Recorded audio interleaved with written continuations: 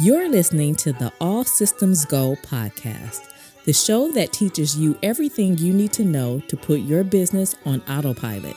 Learn how to deploy automated marketing and sales systems in your business the right way with your host, the professor of automation himself and founder of Automation Bridge, Chris Davis.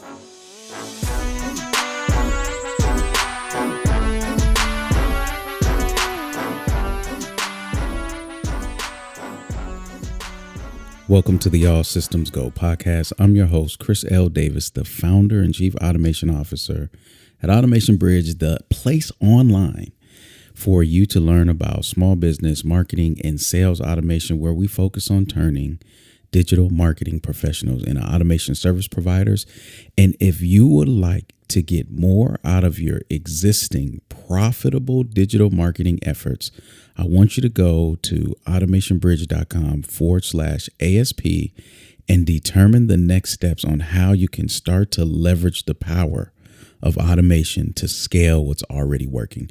And in this episode, what I want to discuss is the importance, power, and utility of screen recording software. For my longtime listeners, I promised you all at the top of this year to do more podcasts on reviewing software. So this is the first of that variety. And what I want to do is really break down the three things that I mentioned in terms of screen recording software, and make sure that you're just aware of what this software is, whether it's taking a quick screenshot to share and collaborate, or a video recording of your screen. This software for me, this type of software for me has become indispensable in my business. So it needs to be on your radar, and you also need to know the options and alternatives that you have. Okay. So if you're new to the podcast, do me a favor, make sure you listen to this episode in its entirety. At the end, I will issue a official invitation for you to join and follow the podcast.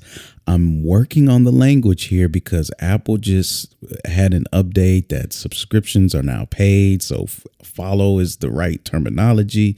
Let me say this: connect, connect with us, and make sure that you are getting the notifications. I'll send that invitation at the bottom of this episode. And if you are a longtime listener and you have not joined the podcast, okay, you can do so in Apple Podcasts, Google Podcasts. You can even subscribe on YouTube to make sure that you don't miss an episode. We release them every Thursday.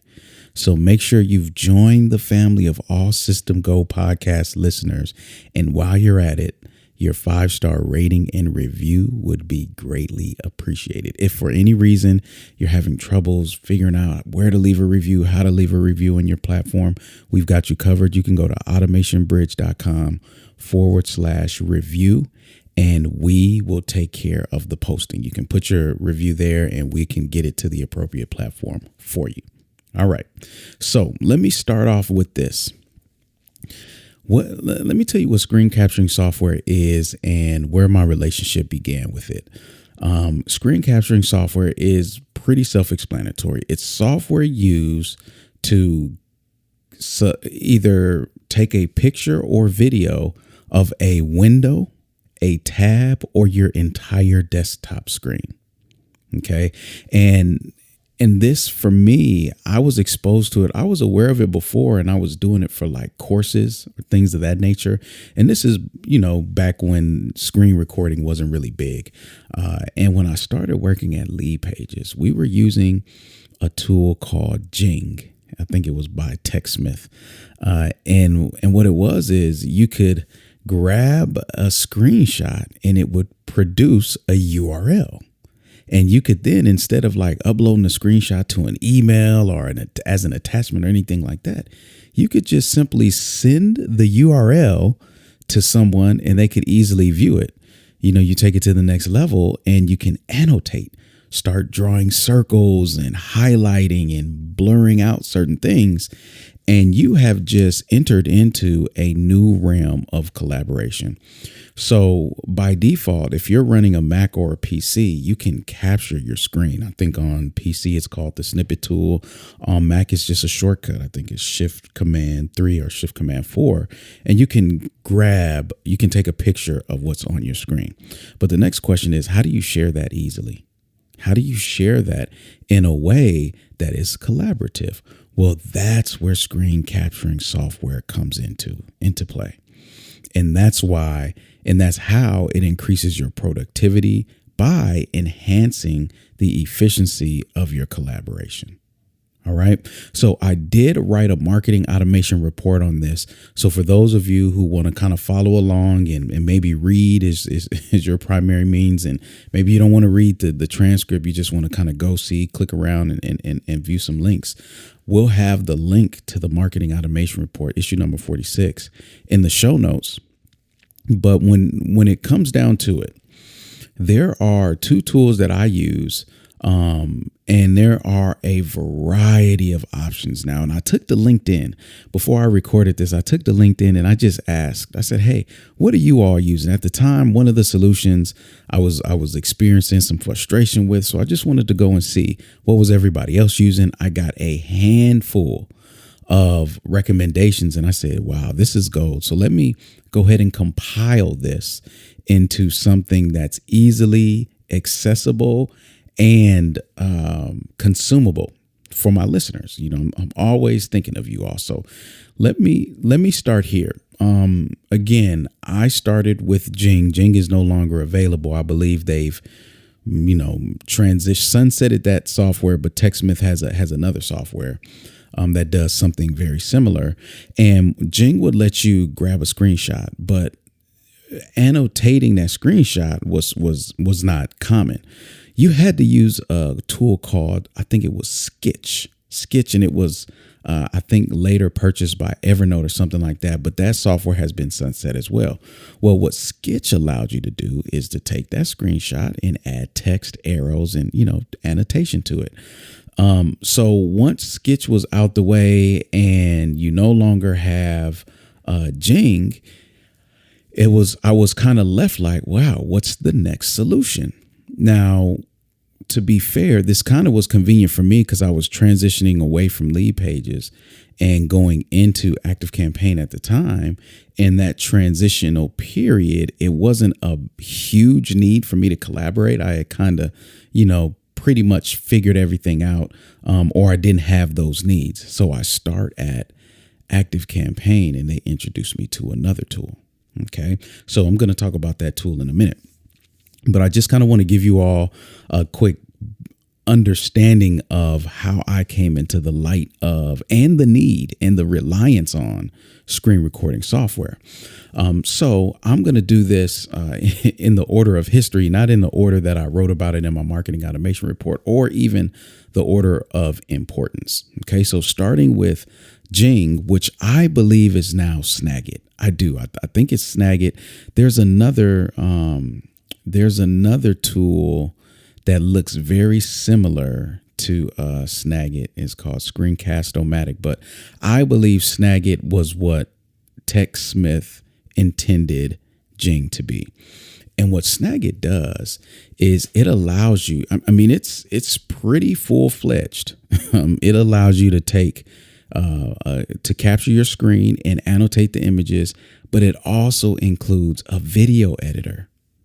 Okay, so here's what you need to know. Anytime a platform provides both, you're thinking of, all right, are you charging me for bandwidth? Where's the storage? And how do I create and how are the links created? Because the purpose of this type of software is to make it easy so that when you do something, you're just a couple clicks away and then boom, you've got a URL that you can quickly share. So Snagit, I believe, is the next version of Jing. However, I don't use it. And it was brought back up when I asked on LinkedIn. And I like, let me just say, I like that it's probably the most robust software available in terms of it has the most features, right? You can annotate both images and videos, and the video editing capabilities are really nice. But I have to say, it feels, you all know how apps have been upgraded for look and feel. Snagit wasn't. I don't want to be surface, and judgmental. It's like, oh, Chris, get over. But their interface gave a very Windows 2000-ish feel to me, especially when you compare it to the standards of the UX and UI of modern software and technology that you're used to using. That was one. And then I didn't like the installation process for me on a Mac. It was very clunky. I mean, usually when you install software, it's just as easy as dragging it over into your applications folder, running it for the first time, and maybe you want to set if you want it in your dock or your menu bar, and then you're good. Snagit was very strange how they did it, and then the name of the software, once it was installed, was just called Record. And it was like, okay, when I'm looking for the software, I'm looking for Snagit or the name or anything like that, but it was just called Record. And then the interface, of course, I was just like, okay, you work. It does work, but I don't like how it worked. Okay, so Snagit was not even on my radar. Don't get me wrong. It wasn't on my radar, but if I tie it into my experience with Jing, that would have been my natural progression, is to move to Snagit. But instead, when I was at Active Campaign, they introduced me to a tool called Cloud App. Now, Cloud App is one of the technologies that I use to this day. Okay. And what caught me about Cloud App was when I was using Jing and you would take a screenshot, it would download it to your server. So you would just tell it which website to go to. It would download it to your server and just generate the link. Well, I was used to that, and all of the videos and everything was on my server. I can control it, and if I needed to access the raw files, it was easily there. So when Cloud App comes along, and I'm exposed to it at Active Campaign, and people are using it, I'm like, wow, this is the same as Jing, right? I was like, wow, this is cool. This is the same as Jing, and it had a URL, but I was a little put off that it was uploading it to another server that was not mine. So there was a little bit of hesitation for me, but since I'm using a company computer, it's you guys' stuff. So it didn't matter to me much. But the more I used it, the more I realized, hey, this is really good software. So I used it when Cloud App was called Get Cloud App. It may still be getcloudapp.com. But at that time, they didn't have annotations. They didn't have any of that. It was literally, for me, a Jing replacement. You could capture your screen and share it quickly and easily. So as that platform has evolved, now I think that they've got the best screen capturing software in terms of images, because right after you capture, they now have an editor where you can highlight things, you can blur things out, you can draw arrows, add text. And let me tell you this, if you're not using annotated screenshots in your collaboration, you're working too hard. I mean, especially in today's digital age where everything is on a website, on a webpage, in a doc. I mean, I can't count how many screenshots I send to my team and my students. I can't count how many times I do that a week. I have truly lost count, and for the price of a lot of this software, it's very inexpensive. It's like $100 a year for this type of functionality. I mean, it's one of the tools that you take it away and I feel crippled in my business. I really do. Right. So one of the bonuses, though, before that I never thought about when I was using Jing is GIFs. So GIFs, GIFs, whatever you want to call them. And Cloud App allowed you to make GIFs as well. So now it's just like, wow, this software can really do a lot. And then over time, they eventually added video recording. Now, let me say this. They have video recording, but I don't use it often. And the reason being is because the collaboration on their video recording isn't as good. Okay, so this is going to sound really strange, but it'll make sense when I tell you my video recording solution. So for Cloud App, you can share your videos, but a lot of times when you're sharing videos, people have questions. And here's what's interesting is that when I share my images, most of the time, wherever I share is where the questions take place. For instance, if I share an image on Slack, we're commenting under that thread about that image. If I share within my private community, we're commenting under that thread about that image. However, if you share a video, I would like I expect the collaboration to happen under the actual video, not under the thread in which it's placed. Maybe it's just me. I think I'd understand why in a minute because of what I'm using for video. So in that sense, Cloud App just falls short because their process of sharing and collaborating on video is not as good as the solution that I use. Now, let me say this. If you want a one place to go solution, just say, hey, I just want one app that does screenshots and screen recording. Cloud App is the app for you. I can say that confidently. I don't have an affiliate link. They're not paying me to say any of that. But just if that is your need, if you're just getting new to the game and you just want to get started, Cloud App is hands down the best way to go. Now, the interface at times can be a little clunky, but they're improving it, how you rename files. And sometimes, especially with videos, I'll rename it, then save it, and then realize that it hasn't saved. So, no software is perfect, but it's got annotation, custom domain. So you can buy, your domain. One of the domains I have is am.brdge, I think, for Automation Bridge short. .cc, and all of my URLs are just automatically created with that domain. And of course, gift creation. Now, if I were to really ask for an improvement, it would all be around the user interface and collaboration. If they get that together, I would be willing to just go all in with Cloud App. Okay, so with that being said, some of you may be asking, well, Chris, it sounds so good. Why are you not using it? The reason why I'm not using it is because while Cloud App was just a image taking, it's a screen picture image capture software, I needed video, right? That's where Loom came into play.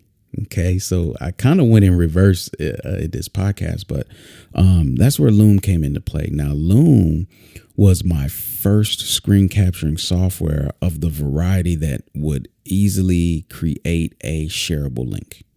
Okay, and when I started to use it, it was just a Google Chrome plugin.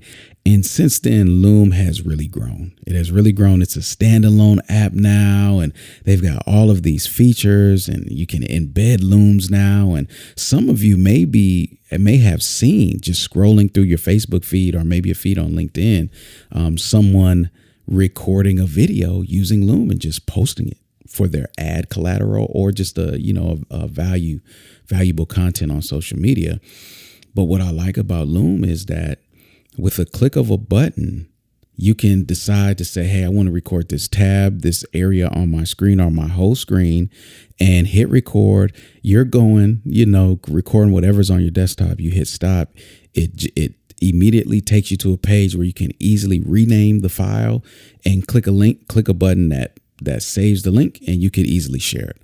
I mean, the process is so streamlined, and where they really go to the next level for me is the collaboration, right? So the comment area under every video has become like invaluable to me. In the beginning, it was just recording videos and sharing them. Now people can ask comments and they timestamp, what time in the video someone has asked a comment. You can have responses. So give a thumbs up, a laughing emoji. They've got a variety of emojis that you can just click at the appropriate time. So as a creator of this video, you could see where people have questions and what they really like about it, which just speeds up collaboration. Because if let's say I'm reviewing a landing page and I fired up Loom and I'm just walking through and say, hey, we might need to change this headline. And hey, what were you thinking here with this call to action? Now, right when I say, what were you thinking here, they can hit comment, and that comment is attached to that timestamp. So I know exactly what they were listening to that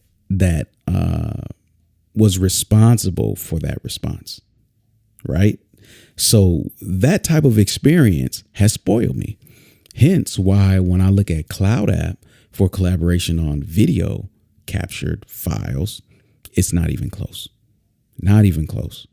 So Loom, I love the fact that they have a Chrome plugin. It's downloadable software. And now they even have mobile apps, which work really well. I recorded a video on my Android phone.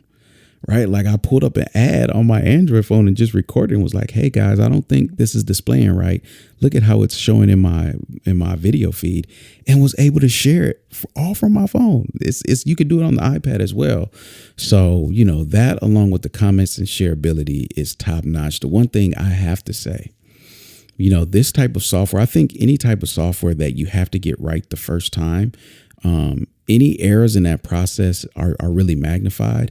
And Loom's reliability, as they have been scaling, has left a lot to be desired. I can't count the amount of times where I'm recording a video, maybe like up to 5 minutes. And then afterwards, I click the button to finish it up, and it just gets stuck uploading. It is one of the most debilitating experiences ever, because not only are you thinking, I've got to record that again. The reality is, man, I can't remember everything that I said. Right. And sometimes just the thought of having to re-record something is so frustrating that if it happens more than once or twice, you really start contemplating leaving. And that's what I did. I was on the verge of just saying, you know what, Loom, I love you, but I'm done. I need something that's reliable. To Cloud App's defense, they've never done that to me. Granted, I don't use it anywhere near as much as Loom, but I've never had a stuck upload. I've never had a lost upload. And I've had at least 10 with Loom in the last 2 to 3 years, at least 10. And that may seem small, but when they hit you, when it really counts, it really hurts. It's just like, man, I really needed that video to record. Right. So that is my review. Now, there's a few other softwares that I like to mention. I talked about Screencast-O-Matic. Screencast-O-Matic is an option as well. Very similar. It looks to be really similar to Snagit, and it feels like they may be targeting the same audience, which may be, a little more enterprise and more established companies, because they don't have that startup feel. They don't have that modern looking interface. So I may be totally off, and they may just not care about how they look. But that's my assessment there. But there were a couple surprising solutions in here. And one was Soapbox. Now, a gentleman, if I remembered his name, I should have looked it up before I recorded this, but a gentleman mentioned Soapbox by Wistia, and it was really good software. If you are a Wistia user, you have to be using Soapbox, because what it does is, as long as you're a Wistia, you've got a paid Wistia account, you can record just like, click a button from your browser and say, hey, record what's on my screen, and it'll automatically upload to Wistia. So this is great for if you're making a course, you're recording your screen for a course, the videos upload automatically to Wistia. You could just log in, grab the embed code, and put them in your platform of choice. And just as I was getting excited, because I'm not a Wistia user, everybody, I'm a Vimeo user. And I was like, man, I wish Vimeo had something like this. And to my surprise, Vimeo has Vimeo Record. And I'm like, how do I, as a longtime user, not even know about this? How did you guys not email? How did you not make this known? And Vimeo Record works very similarly. You can download the Chrome extension, select video, start recording your browser. I believe you can even record your desktop, and it will automatically upload to your Vimeo account. So as with most tools, you're probably going to be using more than just one. But these are some solid, options right now, which is really exciting because, again, you rewind just 5 years ago, this landscape didn't even really exist. So to see the screen capturing process become a lot more easier for us as digital marketers and online business owners, it's making it that much easier to not have to rely on email and text only to collaborate in a way that produces an output with high efficiency that's high quality. Okay, so I hope that helped you all. If you didn't know what screen recording software is, I hope it put it on your radar and let you know where to start. If you're, for anybody just getting started, like, you know what, that was a lot. I don't have all those considerations Chris said, but I would like to start capturing images. Start with Cloud App. You can't, Cloud App and Loom, you can't miss it with those combos. I think you can get a lot out of both for free. But as your needs grow, you may see, that something else is a better fit for you. And all of everything that I mentioned is linked, and it will have it linked in the show notes, as well as the marketing automation reports has it all linked as well. All right. So who do you need to share this with? I'm going to make this one easy for you. You need to share it with your team. Anybody that you collaborate with. I can't tell you the amount of times I've sent a Loom with me talking over a document that I'm sharing, a proposal or whatever. Not to mention, this is gold if you have a support issue. Your automation's broke, your login isn't working, or something's not displaying correctly. Create a Loom video, a video recording of exactly what's happening, and send that with your support ticket.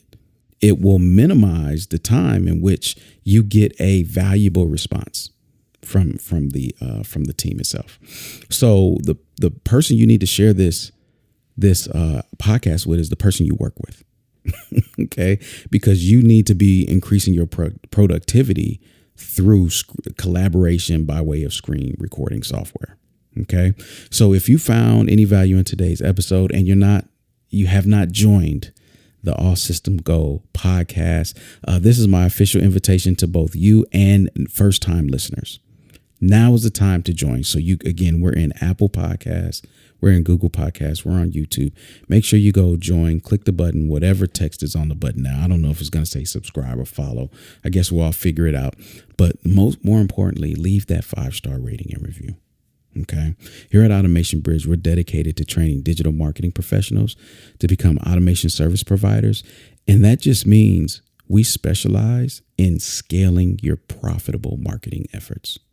That's what an automation service provider is. And that's what businesses are in need of. They need experts who can navigate the technological landscape as well as the strategic marketing landscape, put them together to form deployable automated systems for rapid growth. That's what an automation service provider does. So if that's you and you want to become, or you want to get connected and you want to join the community, okay. And when I say community, just the ecosystem of Automation Bridge, you want to get in the know, start here. automationbridge.com/ASP. I can promise you that link will always take you to the best place to assess if you would be a good fit for a career in marketing automation or other opportunities to connect and engage and grow. All right. So again, that's automationbridge.com/ASP. We're also accepting guests for the podcast. Okay. So if you're a SaaS founder of marketing or sales software, we'd love to discuss your software and your journey. And if you're a marketing automation consultant experiencing success with your clients that you like to share with the collective audience, we welcome you as well. So go to automationbridge.com/guest. The time to do this is now. I need you to act urgently. Okay. Success follows the steps of the swift. Okay. So when you see an opportunity, move, jump on it. Don't just wait. Don't just say, oh, well, when I get around to it. No, success follows the feet of the swift. All right. So make sure you're moving swiftly, responsibly, but swiftly. And we've got all the resources you need. If this is something, when you listen to this podcast, you're like, oh my gosh, if I could just do this for a living. Oh, I do this naturally. You mean to tell me I can turn this into a career? Yes, you can. Okay. So all of the show notes and podcasts are accessible at automationbridge.com/podcast. Again, you can follow, subscribe, join there and listen to all the other episodes at your leisure. So until next time, I see you online. Automate responsibly, my friends.